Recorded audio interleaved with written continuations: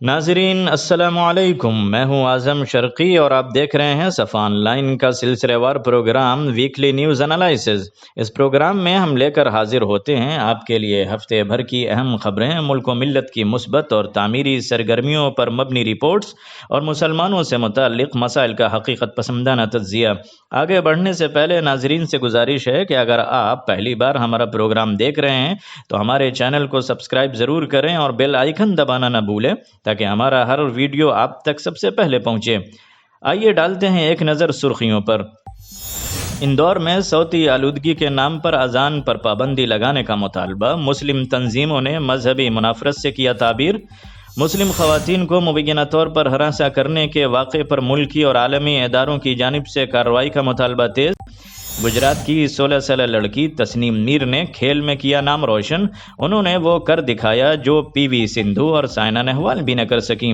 کیلی گرافی کی دنیا میں بھوپال کی عظمیٰ علی خان کا نام ہوا درج۔ ملک کی پہلی مسلم خاتون ٹیچر فاطمہ شیخ کو گوگل نے کیا یاد، منائی ان کی 191ویں سالگرہ۔ لندن کے نامور صحافی حاشر فاروقی کا انتقال، انسانی حقوق کے جری کارکن سے دنیا محروم۔ اب خبریں تفصیل سے۔ اندور میں صوتی آلودگی کے نام پر اذان پر پابندی لگانے کا مطالبہ، مسلم تنظیموں نے مذہبی منافرت سے کیا تعبیر۔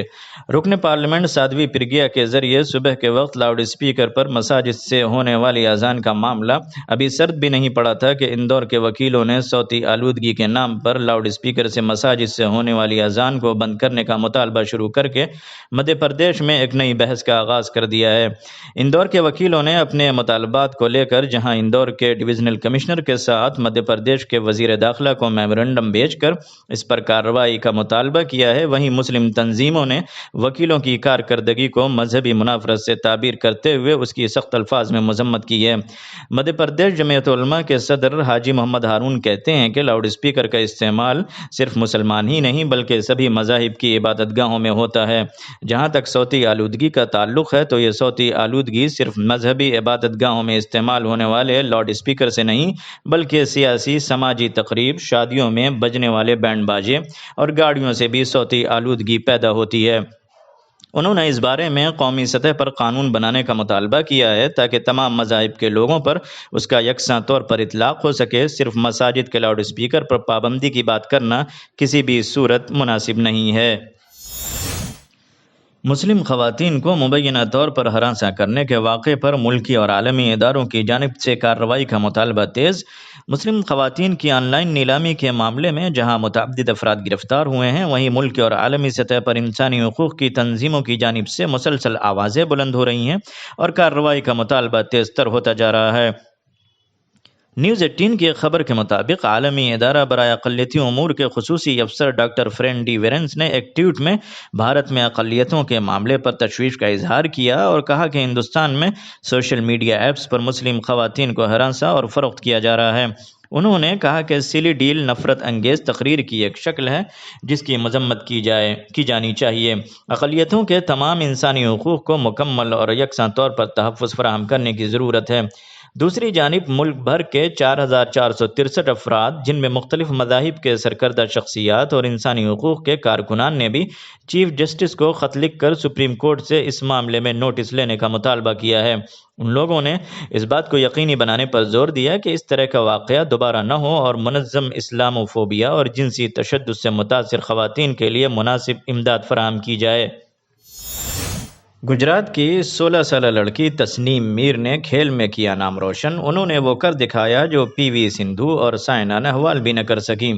نیوز 18 کی ایک رپورٹ کے مطابق گجرات کی نوجوان شٹلر تسنیم میر تازہ ترین BWF جونیئر رینکنگ میں انڈر 19 لڑکیوں کے سنگلز میں عالمی نمبر 1 رینکنگ حاصل کرنے والی پہلی ہندوستانی بن گئی ہیں۔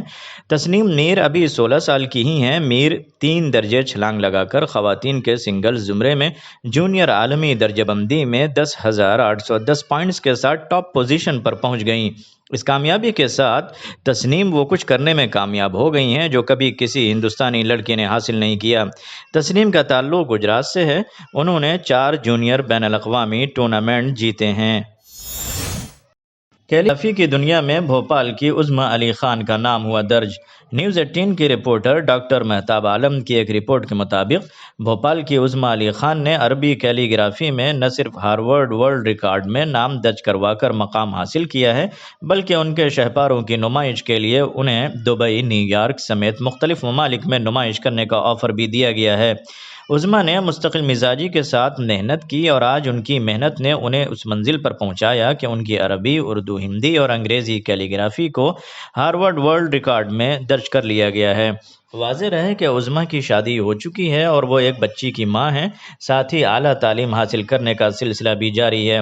عظمیٰ کہتی ہیں کہ عام طور پر شادی کے بعد خواتین پر بندشوں کی بات کی جاتی ہے، لیکن انہوں نے شادی، بچی کی پرورش اور گھر کی ذمہ داریوں کے ساتھ اپنے ہنر سے مقام حاصل کیا ہے۔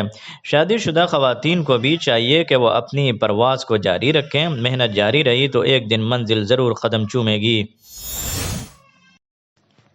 ملک کی پہلی مسلم خاتون ٹیچر فاطمہ شیخ کو گوگل نے کیا یاد، منائی ان کی 191ویں سالگرہ۔ ای ٹی وی بھارت کی ایک رپورٹ کے مطابق ملک میں تعلیم نسواں کی علم بردار اور لڑکیوں کے لیے اولین اسکول کے بانی بائی ساوتری بائی کو سب جانتے ہیں، لیکن ان کے کاندھے سے کاندھا ملا کر کام کرنے والی اور علم کی شمع روشن کرنے والی پہلی ٹرینڈ مسلم ٹیچر فاطمہ شیخ کو کم ہی لوگ جانتے ہیں۔ 9 جنوری 1831 کو پونے میں پیدا ہونے والی فاطمہ شیخ کو عام طور پر ملک کی پہلی مسلم خاتون ٹیچر کے طور پر جانا جاتا ہے۔ انہوں نے سماجی مصلح جیوتی راؤ پھولے اور ساوتری بائی پھولے کے ساتھ مل کر 1848 میں انڈیجنس لائبریری کی بنیاد رکھی، جو کہ لڑکیوں کے لیے ہندوستان کے پہلے اسکولوں میں سے ایک ہے۔ عالمی ٹیک کمپنی گوگل نے اپنے ڈوڈل کے ذریعے ماہر تعلیم اور حقوق نسواں کی آئیکن فاطمہ شیخ کی 191ویں سالگرہ منائی۔ فاطمہ شیخ ستیہ شودھک سماج، سچائی کے متلاشیوں کی سوسائٹی کی سرگردہ کارکن تھیں، جو پسماندہ برادریوں کو تعلیمی مواقع فراہم کرنے کے لیے چلائی گئی مساوات کی تحریک تھی۔ وہ گھر گھر گئیں اور ان کمیونٹیز کے ممبروں کو ہندوستانی ذات پات کے نظام کی سختی سے بچنے کے لیے مقامی لائبریریوں میں سیکھنے کی دعوت دی۔ فاطمہ شیخ نے تعلیم نسواں کے ساتھ بیواؤں کے نکاح، ان کی باز آبادکاری میں بھی عملی اقدامات کی۔ ہندوستانی حکومت نے 2014 میں دیگر ممتاز ہندوستانی ماہرین تعلیم کے ساتھ اردو نصابی کتب نے ان کی پروفائل کو نمایاں کر کے ان کی کامیابیوں کے بارے میں مزید معلومات فراہم کیں۔ لندن کے نامور صحافی حاشر فاروقی کا انتقال، انسانی حقوق کے جری کارکن سے دنیا محروم۔ انگریزی اور اردو نیوز پورٹل معیشت.in کی ایک رپورٹ کے مطابق لندن کے نامور صحافی اور انسانی حقوق کے لیے لڑنے والے اور انگریزی جریدہ امپیکٹ انٹرنیشنل کے editor in chief Hashir Farooqui 92 سال کی عمر میں اپنے خالق حقیقی سے جا ملے۔ ان کی وفات سے امت مسلمہ ایک بڑے صحافی، انسانی حقوق کے لیے جدوجہد کرنے والے ایک مجاہد، دنیا بھر کے مظلوموں کا درد رکھنے والے اور ان کی آواز بن کر ان کی لڑائی لڑنے والے ایک فائٹر، اور دنیا میں مسلمانوں کے زوال اور اس سے نکالنے کے راستوں پر غور و فکر کرنے والے ایک مفکر سے محروم ہو گئی ہے۔ حاشر فاروقی زمانہ طالب علمی سے مفکر اسلام سید ابو العلا مودودی رحمۃ اللہ علیہ کے فہم اسلام سے متاثر تھے، اور پھر زندگی کے آخری لمحے تک وہ اسی مکتب فکر سے وابستہ رہے اور عالم اسلام اور مسلمانوں کو درپیش مسائل اور ان پر ہونے والے ظلم اور ناانصافیوں کے خلاف اپنے جریدے میں اپنے طاقتور قلم سے آواز بلند کرتے رہے۔ وہ اسلامک فاؤنڈیشن UK لسٹر اور مسلم آڈیو کے بھی سرگرم رکن تھے۔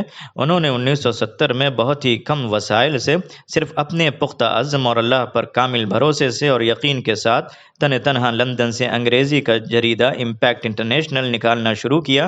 وہ ایک مدت تک اس جریدے میں کام کرنے والے واحد شخص تھے جس کو ون مین آرمی کہا جا سکتا ہے۔ یہ جریدہ تھوڑے عرصے میں یورپ میں مسلمانوں کی توانا آواز بن گیا۔ ان کی صحافتی اور انسانی حقوق کے لیے کاوشوں پر ان کو 2013 میں لائف ٹائم اچیومنٹ ایوارڈ بھی دیا گیا۔ اسی کے ساتھ اعظم شرقی کو دیجیے اجازت۔ اللہ حافظ۔